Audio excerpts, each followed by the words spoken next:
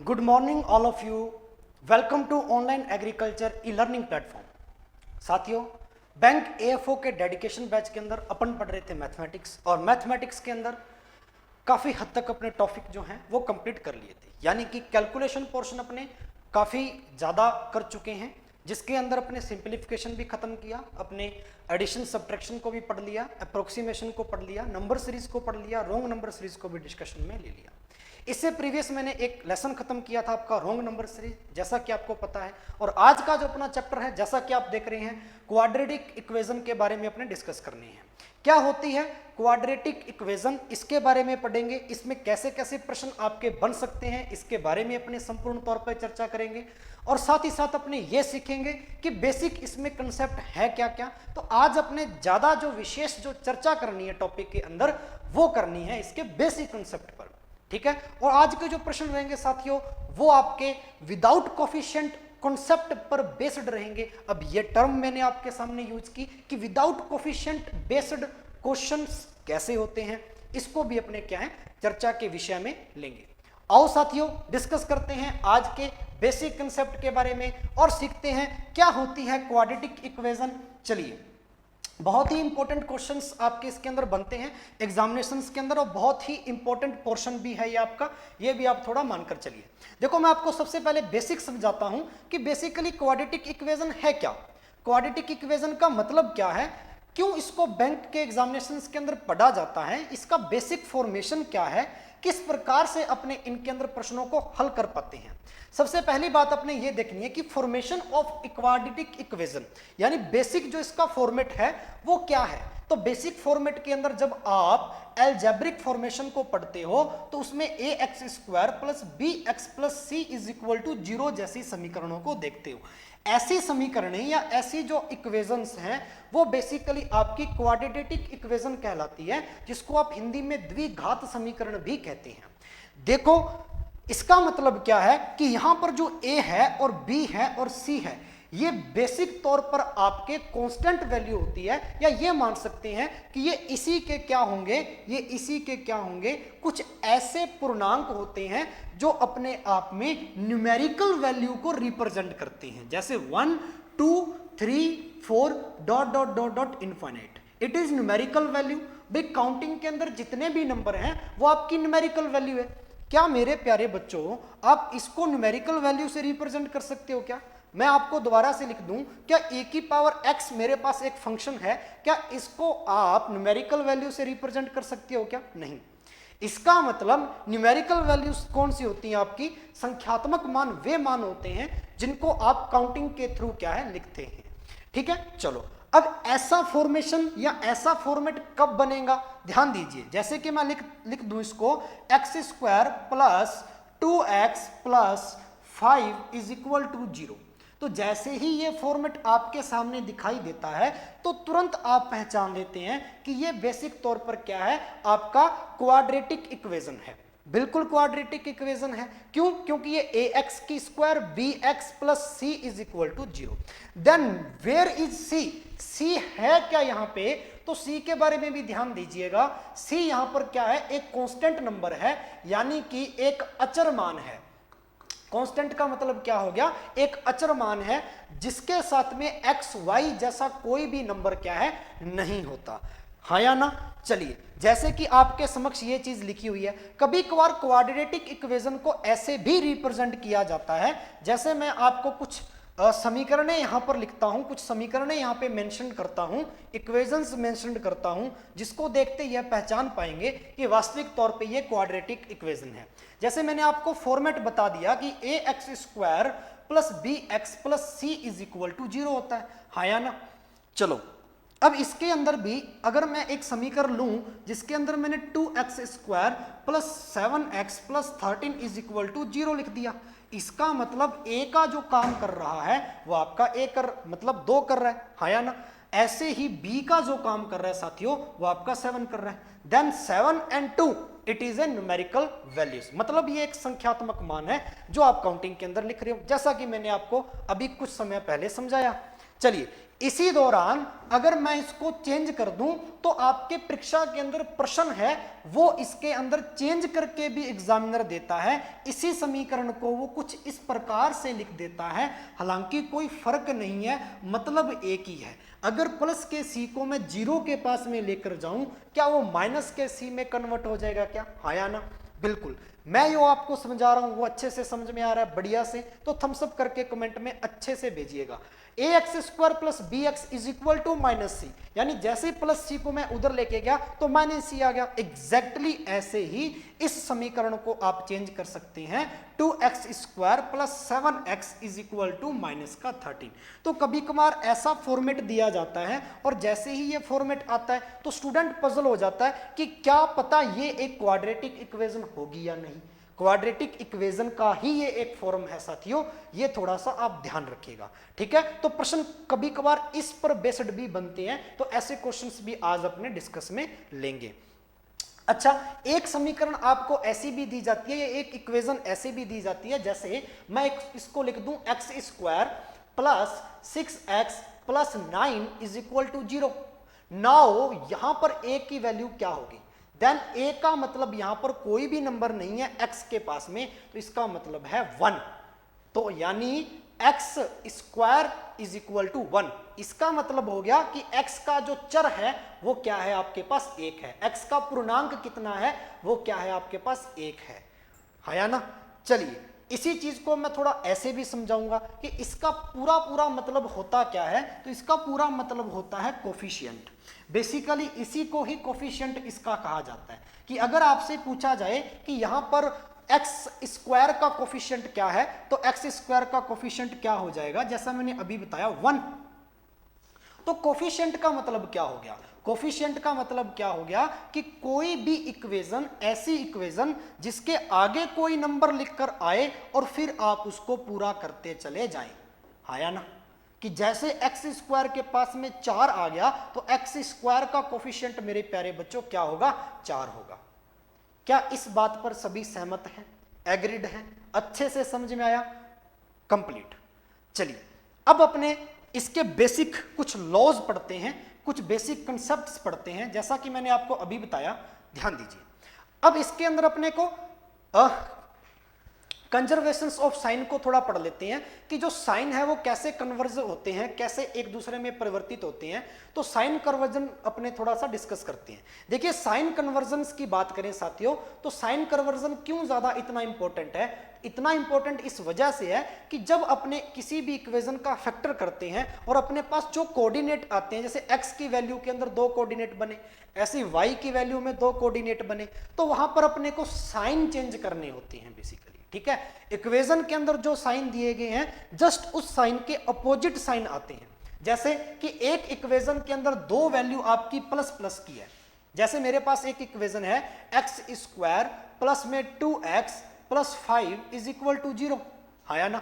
तो यहां पर भी प्लस है, यहां पर भी प्लस है। देन जब आप इसको सोल्व करोगे, यहां पर x की वैल्यू निकालोगे आफ्टर फैक्टर, यानी फैक्टर के बाद में जब आप इसकी वैल्यू निकालोगे साथियों, तो फैक्टर के बाद में इसके साइन जो है वो आंसर में चेंज हो जाएंगे। प्लस प्लस है, उसके जो कोऑर्डिनेट बनेंगे वो आपके क्या बनेंगे? माइनस माइनस के अंदर बनेंगे। क्या ये बात याद रहेगी? इसके बाद में प्लस प्लस के बाद में माइनस प्लस, माइनस प्लस, तो ये वाला सेगमेंट आ जाएगा यहां पर। इस प्रकार से याद रखिए, माइनस प्लस क्या आ जाएगा? Plus plus. है ना? यानी माइनस प्लस जो आपके पास इक्वेशन में दिया गया है, माइनस प्लस जो इक्वेशन में दिया गया है साथियों, गिवन है, वो आपके कोऑर्डिनेट में या आपके आंसर में प्लस प्लस को रिप्रेजेंट करेगा। तो ये होता है आपका साइन का कन्वर्जन, यानी आपके चिन्ह जो हैं वो बदल रहे हैं आपके उत्तर में। है या ना? चलिए इसी प्रकार आप इसके अंदर प्लस माइनस लोगे, तो प्लस माइनस है, इसका जो वैल्यू आएगा वो माइनस प्लस ये वाला आ जाएगा। ऐसे आप माइनस माइनस लोगे, इसका वैल्यू ये वाला आ जाएगा। तो ये आपको मैं बनाकर भी यहां पर दूंगा। चलिए जैसे मेरे पास प्लस प्लस है तो इक्वल आपके आंसर में चेंज हो जाएगा माइनस माइनस में। एग्जैक्टली माइनस प्लस है तो आप किस प्रकार से चेंज करेंगे इसको? ये वाली वैल्यू यहां रख दो, प्लस प्लस। अच्छे से समझ पा रहे हैं? बढ़िया से। चलो इसके बाद में आपके पास प्लस माइनस है साथियों, इज इक्वल टू, तो ये वाली वैल्यू यहां रख दो, यानी कि माइनस प्लस। कंप्लीट। इसके बाद में बच गया जो आपके पास माइनस माइनस, तो ये वाली वैल्यू यहां आ जाएगी प्लस माइनस। तो ये एक याद रखने की प्रोसेस मैंने आपको बता दी कि आप किस प्रकार से इसको याद रख सकते हैं। हाँ या ना? क्या ये बात आपको अच्छे से समझ में आई? बढ़िया से कंप्लीट। यहां तक आगे बढ़े तो साइन कन्वर्जन आपको याद होना चाहिए, क्योंकि यही वो एक प्रोसेस है आपकी क्वाड्रेटिक इक्वेशन के अंदर जो आपका उत्तर सही निकालेगी और आपके प्रश्न को बेहद आसान बना देगी। इसी प्रकार साथियों आगे बढ़ते हैं, ध्यान दीजिएगा। ये चीज आपने अच्छे से नोट कर ली, कंप्लीट। अब थोड़ा क्वेश्चंस की ओर बढ़ते हैं कि इसके अंदर क्वेश्चन किस प्रकार के बनते हैं और आपके बैंक एग्जामिनेशंस के प्रीलिम्स में कैसे कैसे प्रश्न इससे रिलेटेड आए हैं और किस प्रकार से प्रश्न एग्जामिनर इसके अंदर पूछता है। प्रश्न का बेसिक फॉर्मेट क्या होता है, ठीक है। ज्यादातर जो कैंडिडेट हैं या स्टूडेंट्स हैं उनके मन में यही चलता है, जो बेसिक पढ़ रहा है, बिल्कुल जीरो से पढ़ रहा है, तो उसके मन में ये हो रहा होता है कि प्रश्न बनता कैसे इस टॉपिक से। इसलिए प्रश्न का पूरा मैं प्रारूप आपके समक्ष लेकर आया हूं और इसका पहला जो कॉन्सेप्ट है साथियों वो है without coefficient equation concept. Without coefficient का मतलब क्या होता है कि यहां पर x के आगे कोई भी नंबर नहीं लगा होता, यहां पर x और y स्क्वायर के आगे कोई भी नंबर नहीं लगा होता, यानी कि यहां पर कोफिशिएंट की बात नहीं करेंगे। विदाउट कोफिशिएंट सबसे पहले सीखते हैं कि विदाउट कोफिशिएंट कैसे इक्वेशंस को सोल्व किया जाता है। इसके अंदर साथियों अपने पास 5 ऑप्शन दिए होते हैं। एक तो अपने पास होगा कि x और y का मान निकालिए और जो वैल्यू x और y की आपके पास आएगी साथियों उसमें कंपेयर करना है आपको कि उनमें से कौन सा बड़ा है कौन सा छोटा है। Then x is less than y, x is less than equal y, क्या पता बराबर भी हो, x is greater than y, then x is greater than equal y, और एक लास्ट ऑप्शन होता है, ठीक है जी, x is equal to y या C and D। C and D का मतलब होता है can not be determine. Can not be determine का मतलब है कि उसको डिटरमाइन नहीं कर सकते, उसको एस्टैब्लिश्ड नहीं किया जा सकता, ठीक है जी। चलिए अब इसको अपने बनाते हैं। सबसे पहली बात, बहुत सारा बच्चा क्या करता है, जैसे ही इस चीज को देखता है तो इसके फैक्टर करना स्टार्ट कर देता है। फैक्टर भी करवाएंगे, फैक्टर करने भी सिखाऊंगा कि इसके फैक्टर कैसे कर सकते हैं, गुणनखंड कैसे कर सकते हैं, लेकिन उससे पहले कुछ बेसिक अप्रोच हैं उसको अपने ध्यान से सीखते हैं। बेसिक अप्रोच क्या है, देखिए पहली समीकरण x square minus 48x plus 572 is equal to 0। एक बात तो श्योर है कि जब इसका x का कोऑर्डिनेट आएगा साथियों, x का जो भी वैल्यू आएगा फैक्टर करने के बाद में उसके अंदर साइन बदल जाएंगे। यहां पर प्लस माइनस है और यहां पर प्लस है तो साइन क्या आ जाएगा, प्लस प्लस। इसका मतलब एक वैल्यू प्लस की तो दूसरी भी प्लस की बनेगी, हाँ या ना? क्या इस बात पर सभी बच्चे सहमत है? फर्स्ट इक्वेशन सोल्व होगी, मतलब यहां से अपने अनुमान लगा लिया। अच्छा दूसरी इक्वेशन क्या है, y square plus 8y plus 15 is equal to 0। इसका मतलब क्या है कि जब y के कोऑर्डिनेट अपने पास आएंगे, y की जो वैल्यू आएगी उसके अंदर साइन इसके चेंज हो जाएंगे, और अभी मैंने बताया कि प्लस प्लस के साइन है वो माइनस माइनस में हो जाएंगे।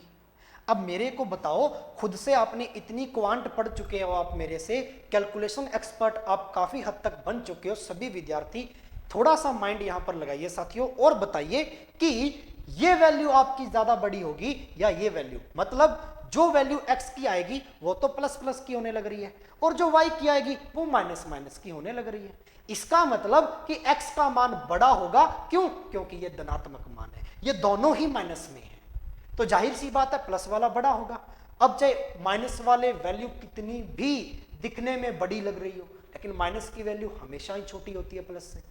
इसका मतलब x है वो अपने आप में क्या हो जाएगा, बड़ा हो जाएगा, सीधा सीधा। फैक्टर करने की जरूरत ही नहीं पड़ी। कुछ इक्वेशन तो ऐसी होती हैं जो आपके साइन को देखते ही आपका आंसर बता देती हैं। Then answer will be option C is a correct option, x is greater than y।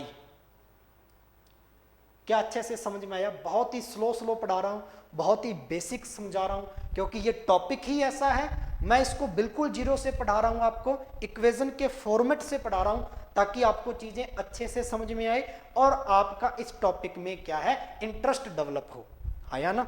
चलिए ये चीज अच्छे से समझ में आई क्या, पहले ये बताइए। कंप्लीट है? चलो अब आगे बढ़ते हैं, तो यह चीज सबसे पहले अपने को देखनी है। डायरेक्ट इतने इतने बड़े नंबर्स के फैक्टर नहीं करने लग जाने कि डायरेक्ट आपने जैसे इक्वेशन को देखा एग्जाम में तो तुरंत फैक्टर ही करना स्टार्ट कर दिया। फैक्टर करने से ये पहले पूर्व देख लो, क्या पता उसके साइन चेंज हो रहे हैं, और साइन ऐसे चेंज हो रहे हो कि एक वैल्यू प्लस प्लस की हो रही है और एक वैल्यू पूरी पूरी माइनस माइनस की हो रही है। अरे कंप्लीट इस बात पर। चलिए आगे बढ़ते हैं। नेक्स्ट क्वेश्चन बहुत ही अच्छा प्रश्न है साथियों, ध्यान से देखिएगा। अब ऐसा प्रश्न जब भी अपने एग्जाम्स में देखते हैं तो फिर से वही बात, बहुत सारे कैंडिडेट तो इन बड़े वाले नंबर्स को देखते ही छोड़ने का प्रयास करते हैं कि भैया प्रश्न को छोड़ दें, बट ऐसा नहीं करना, ठीक है जी। बहुत बेसिक से चीजों को समझेंगे और कितना भी मुश्किल प्रश्न क्यों ना हो इतना आसान बना देंगे प्रश्न को कि आप तुरंत देखते ही प्रश्न को अच्छे से समझने लग जाएंगे। चलिए सबसे पहले देखिए इक्वेशन को देखिए, x square plus x minus का 7 5 6 अपने को गिवन है। Exactly Y square plus 2y minus का 2703 इज इक्वल टू 0 है या ना। अब अपने को रिलेशन यहां पर बताना है कि between relation x and y कि दोनों के मध्य संबंध क्या है, दोनों के मध्य संबंध क्या है। देखिए एक्स स्क्वायर एक्स माइनस 756, सबसे पहली बात याद रखिएगा, जब दी गई समीकरणों में यानी कि दी गई इक्वेशंस के अंदर, इक्वेशंस जो आपकी गिवन है, अगर इनके कांस्टेंट नेगेटिव हैं तो ध्यान दीजिएगा इनके मध्य जो संबंध आएगा या इनका जो आंसर आएगा साथियों वो हमेशा और हमेशा CND होगा। आंख मूंद कर या आंख बंद करके आप इस ऑप्शन को सही कर सकते हैं, बिल्कुल कर सकते हैं। CND आएगा, CND का मतलब होता है कैन नॉट बी डिटरमाइन, यानी x और y की वैल्यू के अंदर जैसे ही आप तुलना करोगे तो उसके अंदर डिटरमाइन नहीं कर सकते कौन सा बड़ा है कौन सा छोटा है। आया ना, क्या ये बात अच्छे से समझ में आई? ये बात आप लिखते चले जाएं टू दी पॉइंट, इन चीजों को नोट कर लीजिएगा, स्क्रीनशॉट ले सकते हैं, ठीक है। मैंने क्या बताया फिर से समझिए साथियों, फिर से समझिए। प्रश्न हल करने से पूर्व ये आपको देखना है कि कहीं इनके कांस्टेंट तो नेगेटिव नहीं। ये देख लो कांस्टेंट नेगेटिव है दोनों, पहला कांस्टेंट क्या है नेगेटिव का 756, देन दूसरा कांस्टेंट क्या है नेगेटिव का 2703, तो दोनों ही कांस्टेंट आपके क्या है नेगेटिव है। और अगर ऐसी कंडीशन आपके प्रश्न में बनती है तो आप जाहिर सी बात है सीधा और सीधा ऑप्शन नंबर 5 को टिक करेंगे जिसके अंदर कैन नॉट बी डिटरमाइन लिखा होगा, CND को आप क्या है फॉलो करेंगे, यानी उसका उत्तर CND होगा। यह बात अच्छे से समझ में आई। मात्र 1 सेकंड का प्रश्न था, जैसे ही देखा नेगेटिव है चलो CND क्लोज। आगे बढ़े नेक्स्ट, अगला प्रश्न को पढ़िए और उत्तर दीजिए। ऐसी प्रोसेस मैंने अभी सेम टू सेम बताई थी। हाँ जी, हर एक बच्चा इस प्रश्न को करेगा, आंसर देगा कमेंट बॉक्स में, हर एक बच्चा इसका आंसर देगा कमेंट बॉक्स में। शाबाश बच्चों। देखिए वही बात, दोनों इक्वेशंस को देखिए, हालांकि वाई स्क्वायर वाली जो इक्वेशन इसमें कोफिशिएंट 20 दे रखा है, लेकिन अपने कोफिशिएंट से कोई मतलब नहीं है। क्यों मतलब नहीं है? क्योंकि आपके कांस्टेंट ही नेगेटिव है साथियों। आपने जैसी इक्वेशन को देखा देखते तुरंत पहचान गए का पहला कांस्टेंट माइनस का 56 है, सेकंड कांस्टेंट माइनस का 12 है। दोनों के दोनों ही कांस्टेंट यानी जो आपकी C की वैल्यू बनाते हैं, दोनों के दोनों कांस्टेंट अगर नेगेटिव हैं साथियों तो जाहिर सी बात है आपका आंसर क्या होगा, then answer will be CND and option is right, option is a option E। इस बात पर अच्छे से गौर कीजिएगा और अच्छे से आप इसको समझिएगा। क्या ये बात आपको समझ में आई साथियों? बढ़िया से। चलिए नेक्स्ट क्वेश्चन की ओर बढ़ते हैं। अगला प्रश्न, अब देखिए इस प्रश्न को हल करते हैं। सबसे पहले आपका दिमाग समीकरण को पढ़ते ही इस बात पर जाना चाहिए कि कांस्टेंट तो नेगेटिव नहीं है। तो देख लीजिए कांस्टेंट नेगेटिव है क्या? नहीं, कांस्टेंट नेगेटिव नहीं है। इसका मतलब अब की बार फैक्टर करने पड़ेंगे, अब की बार फैक्टर करने पड़ेंगे। चलिए फैक्टर करने सिखाते हैं आपको कि फैक्टर कैसे करते हैं, x और y की वैल्यू कैसे निकालते हैं। सबसे पहले प्रथम समीकरण एक्स स्क्वायर माइनस का 6x plus 8 is equal to 0, yes और नो। अब ऐसा देखना है, सबसे पहले आपको कांस्टेंट वैल्यू को पकड़ो और इस वैल्यू को पकड़ते ही ऐसा नंबर चूज करो कि उन दोनों का मल्टीप्लाई 8 आ जाए, दोनों का मल्टीप्लाई a इंटू बी, दोनों का मल्टीप्लाई तो आपका कांस्टेंट वैल्यू बने c, और उन दोनों को अगर ऐड किया जाए तो आपका दिस नंबर b, दोनों को ऐड करें तो b बना चाहिए। ऐसे दो नंबर निकालिए। मैं फिर से आपको क्या कह रहा हूं, मेरे उच्चारण पर ध्यान दीजिए, मेरी वाणी पर ध्यान दीजिए। ऐसे दो डिजिट अपन को चाहिए साथियों जो जिनका मल्टीप्लाई करें तो ये वाला नंबर आपके समक्ष आ जाए, यानी जिनका मल्टीप्लाई करें वो ये वाला नंबर बना दे, अगर उनका ऐड करें तो ये वाला नंबर बना दे। तो 8 को ब्रेक करेंगे, कैसे करेंगे साथियों कि दोनों ही दोनों बन जाए। तो आप कहेंगे सर 4 और 2, ये दो ऐसे नंबर है कि इनका मल्टीप्लाई करें 4 दूनी 8 बन रहा है, ऐड करें तो 4 और 2 6। क्या ये बात सत्य है? क्या ये बात समझ में आई सभी विद्यार्थियों को? अरे यस और नो बोलिए, क्या ये बात सभी विद्यार्थियों को अच्छे से समझ में आ रही है? इसके फैक्टर आ गए अपने पास, बेसिकली 4,2 इसके फैक्टर बन गए। अब देखिए, अब साइन पर ध्यान दीजिए, यहां पर नेगेटिव है तो ये पॉजिटिव हो जाएगा, पॉजिटिव पॉजिटिव है तो आंसर के अंदर आपके क्या हो जाएंगे, दोनों पॉजिटिव पॉजिटिव। बेसिकली इसके जो रियल फैक्टर बनते हैं वो क्या बनते हैं, -4, -2, क्योंकि जब इन दोनों को ऐड करेंगे तो -6 बनेगा और अपने पास जो b की वैल्यू है वो -6 है। लेकिन साइन कन्वर्जन क्या सिखाता है कि जब आप आंसर दे रहे होगे फैक्टर करने के बाद जब आप उत्तर दोगे तो उत्तर के अंदर आपके साइन बदल जाएंगे। तो साइन बदल गए, जो माइनस माइनस था वो अब क्या हो गया, प्लस, यानी माइनस की जगह प्लस, प्लस तो प्लस पड़ा है। तो आपका x का कोऑर्डिनेट क्या आया, +4 +2। ओके, y का कोऑर्डिनेट सीखते हैं साथियों। अब ध्यान दीजिए y का कोऑर्डिनेट कैसे बनेगा। y² + 8y + 15 = 0, यस और नो। अब इस 15 को ब्रेक कीजिए, 15 पर जाते हैं, ऐसे दो नंबर ढूंढिए कि दोनों का मल्टीप्लाई तो 15 आ जाए और एडिशन क्या आ जाए, -8। तो आप कहेंगे सर 5 × 3, अरे 5 × 3 = 15, तो -5 -3, दोनों को ऐड करेंगे -8 बन जाएगा क्या। यहां पर क्या है, अब फैक्टर बन गया y के, अब साइन चेंज हो जाएंगे, माइनस का है वो प्लस का बन जाएगा, यहां पर प्लस है तो प्लस का रहेगा, कंप्लीट। तो वैल्यू क्या आई, +5 +3। यहां पर वैल्यू क्या बनी आपकी, y की वैल्यू क्या बनी, अब ध्यान से सीखिएगा, y की वैल्यू क्या बनी, +5 +3। यहां तक तो काम खत्म हो गया, लेकिन अपने तो उत्तर निकालना है x और y का कंपैरिजन करने पर, कि दोनों को कंपेयर करें कौन सा बड़ा है कौन सा छोटा है। चलिए पहले नंबर का कंपेयर करते हैं दोनों के साथ में, 5 और 3, 4 और 5 में से कौन बड़ा है, 5 बड़ा है।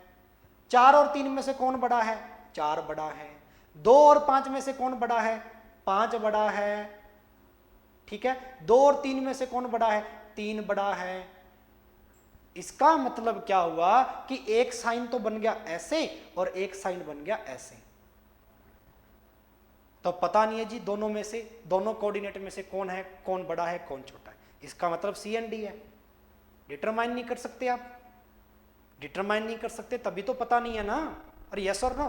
तो ये भी ध्यान रखना है कि अगर एक बड़ा इधर आ जाए और एक इधर आ जाए तो इसका मतलब सी एंड डी आएगा, जैसे 4 और 3 में, ठीक है। 4 को कंपेयर करो 5 और 3 से, तो 4 से 5 तो बड़ा है लेकिन 3 छोटा है, तो ये साइन उल्टे हो गए दोनों, greater than and less than के। तो दोनों में ही ग्रेटर देन और लेस देन आ गए, इसका मतलब पता नहीं कर सकते कौन सा बड़ा है कौन सा छोटा है, तो सी एंड डी आपका उत्तर बनेगा। चलिए अब इस प्रश्न को मिनिमम ऑफ टाइम के अंदर निकालिए, ठीक है। ये प्रश्न मैंने समझाने में टाइम लगाया क्योंकि मैं आपको समझा रहा था, अब कम से कम समय में आपका उत्तर आना चाहिए। शाबाश, जल्दी से जल्दी कमेंट बॉक्स में उत्तर दीजिए बच्चों, बहुत ही अच्छा, लाजवाब, उम्दा प्रदर्शन, बहुत ही अच्छा जी। देखिए सबसे पहले अपने को एक्स स्क्वायर का निकालना, मतलब एक्स वाली अपने को चाहिए, तो x square plus 10x plus 14। तो ध्यान दीजिएगा इसके अंदर आपके 24 को ब्रेक कीजिए, ऐसे दो नंबर 6 चौका 24, दोनों को ऐड करें तो 10 बन जाएगा, तो माइनस का 6 माइनस का 4, ये लो जी। साइन किसके है बीच में, माइनस का और प्लस का, साइन चेंज हो जाएंगे, प्लस का 6 और प्लस का 4, ये आ गया आपके पास x का कोऑर्डिनेट। चलिए साथियों y का कोऑर्डिनेट बनाइए, 48 को ऐसा तोड़िए कि गुना करने पर 48 आ जाए और प्लस करने पर क्या आ जाए, 14 बन जाए। 8 और 6 नहीं बन सकता क्या, 8 छिक्का 48, तुरंत पहाड़े याद आने चाहिए, 8 छिक्का 48, 8 और 6 को जोड़े तो 14 भी बनता है, यही तो चाहते थे अपने। तो 8 छिक्का 48, ठीक है जी, माइनस का 8 माइनस का 6 जोड़ेंगे, माइनस का 14 बन जाएगा। साइन वही है माइनस और प्लस का, इसका मतलब प्लस और प्लस बनेगा, मैंने अभी साइन कन्वर्जन पढ़ा दिया। अब दोनों में तुलना कर लो, एक्स और वाई में तुलना कीजिए, शाबाश, कौन बड़ा है कौन छोटा है। तो सबसे पहले पहले नंबर प्लस का 6 है, यहां पर देखिए प्लस का 8 है, तो बड़ा कौन सा हो गया जी, वाई बड़ा हो गया। इन दोनों में से कौन बड़ा हो गया, वाई बड़ा हो गया, ये लो साइन ऐसा आ गया। प्लस का 6 है और इधर प्लस का 6 है, तो बराबर भी आ गया। प्लस का 4, इन दोनों प्लस के 4 से दोनों ही बड़े हैं, प्लस का 8 और प्लस का 6, तो दोनों ही बड़े हैं, इसका मतलब साइन बड़े बड़े हैं और बराबर बराबर हैं। कौन, y, तो y बड़ा भी है बराबर भी है x से, y बड़ा भी है बराबर भी है x से, y बड़ा भी है बराबर भी है x से, इसका मतलब x छोटा होगा और बराबर होगा y के। Then option will be right your option, option संख्या बी। मजा आया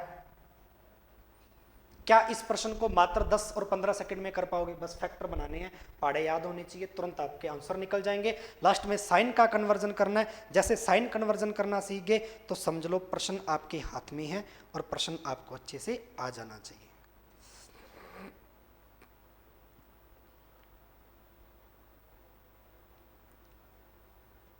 शाबाश, साइन कन्वर्जन आपको याद होने चाहिए भी, जब तक साइन कन्वर्जन नहीं याद करोगे तो कैसे पता चलेगा लास्ट में उत्तर कैसे देना है, हाँ या ना। चलिए बनाइए प्रश्न को, शाबाश, कमेंट बॉक्स में उत्तर दीजिए, बहुत ही अच्छा बच्चों, जल्दी से जल्दी क्वेश्चन को बनाइए। देख लो दोनों प्लस और प्लस के साइन है बीच में, तो ये तो बात मैंने अभी बताई थी, प्लस प्लस के साइन का मतलब क्या, माइनस माइनस में चेंज हो जाएंगे, जाहिर सी बात है। चलो सबसे पहले पहली समीकरण को तोड़ो, 72 को तोड़ लें, ऐसे दो नंबर ढूंढो, गुना करने पर 72 बने और जोड़ने पर 17 बने, तो 8 निम्न 72, डायरेक्ट दिमाग में आना चाहिए बच्चों, 8 निम्न 72, 8 और 9 को जोड़ लो, 17 बन रहा है क्या, तो x का फैक्टर कितना बन गया, 8,9, लेकिन साइन चेंज हो जाएंगे, प्लस का है माइनस माइनस, माइनस का 8 माइनस का 9, y का निकालो, y का, शाबाश, मात्र 10 सेकंड का काम भी नहीं है। चलिए 56 को तोड़ो कि ऐड करने पर कितना आ जाए, 15, 56 किन किन के पहाड़ा में आता है, जल्दी जल्दी जल्दी, शाबाश, बहुत ही अच्छा जी। अरे 7 और 8 हो गया ना, 7 और 8 15, 7 8 56, भाई 8 7 जा कितना हो गया, 56, इसका मतलब ब्रेक करेंगे 8 और 7 में, 8 7 जा कितना हो गया, और 7 और 8 को ऐड करोगे तो 15, तो 7 और 8 minus minus minus minus, compare कर लो साथियों, माइनस के अंदर कंपेयर करना आना चाहिए, माइनस में जितना बड़ा नंबर होगा, चलो मैं आपसे प्रश्न पूछूं कि -15 बड़ा या -3 बड़ा, तो आप ध्यान दीजिएगा -3 बड़ा, -15 छोटा, जितना बड़ा माइनस में कोई नंबर होगा वो उतना ही छोटा होगा, यस और नो, और जितना छोटा माइनस में कोई नंबर होगा उतना ही बड़ा होगा, अरे हाँ या ना। चलिए अब अपने को कंपेयर करना है, ध्यान दीजिए, माइनस का 8 -7 में बड़ा देन -7, ठीक है, तो this is greater then of x। चलिए नेक्स्ट, -8 इक्वल है, चलो माइनस के 9 और ये माइनस का 7 माइनस का 8, ये दोनों ही बड़े होंगे माइनस के 9 से, तो साइन क्या बने, दोनों बड़े बने और एक इक्वल बना, then y is greater than equal to x। इसका मतलब y बड़ा है और बराबर है x की। Option will be right your option B. ये है आपके क्वाड्रेटिक इक्वेशन, ठीक है जी। तो ये चीजें आपको ध्यान देना है। एक तो आपको फैक्टर करने आने चाहिए, किस नंबर का फैक्टर करना इक्वेशन को देखते, विदाउट कोफिशिएंट वाली इक्वेशन है, यहां पर कोई भी कोफिशिएंट नहीं दिया गया, x के आगे कोई भी नंबर नहीं दे रहा हूं, यानी विदाउट कोफिशिएंट है। कोफिशिएंट का मतलब इसका पूर्णांक, ये बात अच्छे से समझ में आई। चलिए, इसके अलावा साइन कन्वर्जन पर अपने को ध्यान देना है कि जैसे ही आप उत्तर निकालने लगोगे, जैसे ही आप फैक्टर करोगे, तो साइन कन्वर्जन का अहम रोल इसमें बन जाता है। साइन कन्वर्जन करने के बाद ही तो बच्चों उत्तर दे पाओगे। क्या इस बात को अच्छे से समझ में आई? चलिए, नेक्स्ट क्वेश्चन आपकी स्क्रीन पर, जल्दी से जल्दी आंसर रिप्लाई कीजिए मेरे बच्चों। बहुत ही अच्छा, शाबाश, उम्दा प्रदर्शन, बहुत ही अच्छा जी। हाँ जी, सभी बच्चों के आंसर कमेंट बॉक्स में आने चाहिए, ये मैं मानकर चल रहा हूं क्योंकि आपको अच्छे से समझ में आ रहा है। देखिए, x square minus 11x plus 24 is equal to 0। X square minus का 11 प्लस 24 इज इक्वल टू 0। 24 को ब्रेक करना है, 24 को ऐसे तोड़ो, 24 को ऐसे तोड़ो मेरे बच्चों कि माइनस का 11 बन जाए, यानी कि दोनों का मल्टीप्लाई करें तो 24 बने और एडिशन करें तो 11 बने। चलिए, तो दो प्रकार से तोड़ सकते हैं आप इसको भाई, या तो आप ऐसे कर लो, 24 को तोड़ने के लिए 12 और 2, लेकिन माइनस का 11 नहीं बनेगा, या आप ऐसे कर लो 6 चौका 24, लेकिन 11 बनाना है मेरे बच्चों, ऐड करने पर 11 बनना चाहिए। यह विशेष तौर पर ध्यान रखना, ठीक है, कि ऐड करने पर क्या बनना चाहिए, आपका 11 बनना चाहिए, ठीक है ना, ये भी। या आप ऐसे तोड़ो कि ऐड करने पर माइनस का 11 बन जाना चाहिए, क्योंकि उत्तर आपका माइनस का 11 में है, समीकरण माइनस के 11 में है ना, ये बात विशेष तौर पर। तो 6 और 4 तो नहीं लेंगे फैक्टर, तो फैक्टर क्या लेंगे, 8 3 24 भी तो होते हैं मेरे बच्चों, है ना। तो माइनस का 8 माइनस का 3, देन दोनों को ऐड करोगे माइनस का 11 आया ना। तो x के फैक्टर क्या बने आपकी, माइनस का 8 कोमा माइनस का 3। अब साइन कन्वर्जन की बात, यहां पर माइनस का है तो साइन कन्वर्जन क्या कहता है, आफ्टर फैक्टर क्या हो जाएगा, प्लस। साइन कन्वर्जन क्या कहता है, प्लस। इसका मतलब ये दोनों ही वैल्यू आपकी प्लस की हो जाएगी, प्लस का 8 प्लस का 3। चले, y का वैल्यू निकालते हैं। y के कोऑर्डिनेट क्या आएंगे भैया, 18 है, 18 को ऐसे तोड़ो कि मल्टीप्लाई करने पर 18 आ जाए, ऐड करने पर कितना आ जाए, 9 आ जाए। तो 18 को कैसे तोड़ोगे भाई, 6 कोमा 3, 6 3 18, ऐड कर लीजिए 9 आ गया। इसका मतलब इसके जो कोऑर्डिनेट बने वो बने मेरे पास 6 कोमा 3। लेकिन साइन कन्वर्जन करना होता है तो प्लस का माइनस में और प्लस का माइनस में, देन ये माइनस और माइनस। अब कंपेयर कर लीजिए कौन सी वैल्यू बड़ी है कौन सी छोटी। जाहिर सी बात है प्लस वाली वैल्यू हमेशा बड़ी होगी, किससे, माइनस वाली से। तो x है वो is greater than to y। Option will be right your option, option संख्या ए। हलवा है बिल्कुल, समझ में आ रही बात। तो क्वाड्रेटिक इक्वेशन बहुत इजी टॉपिक है, मात्र ऐसा कोई प्रश्न नहीं बना विदाउट कोफिशिएंट वाले, ऐसे कोई भी प्रश्न नहीं है जो 15 सेकंड से ज्यादा का समय ले। आपके समक्ष है, डायरेक्ट फैक्टर करने हैं और एज ए कंपैरिजन करना है दोनों में कि कौन सा ग्रेटर देन है, कौन सा लेस देन है, कौन सा इक्वल है, कौन सा CND है। CND भी देखते ही पहचान जाओगे कि अगर दोनों आपके कांस्टेंट नेगेटिव हैं तो हमेशा और हमेशा CND को फॉलो करोगे, यानी कि कैन नॉट बी डिटरमाइन, यानी प्रश्न को डिटरमाइन नहीं कर पाओगे आप, x और y के वैल्यूज को डिटरमाइन नहीं कर पाओगे, ठीक है। तो CND का विशेष तौर पर ध्यान रखें। ऑप्शन E आपका हमेशा और हमेशा CND को फॉलो करवाता है। यह बात अच्छे से समझ में आई। चलिए, इसी प्रकार अगला प्रश्न, इतने ही प्रश्न थे साथियों आज।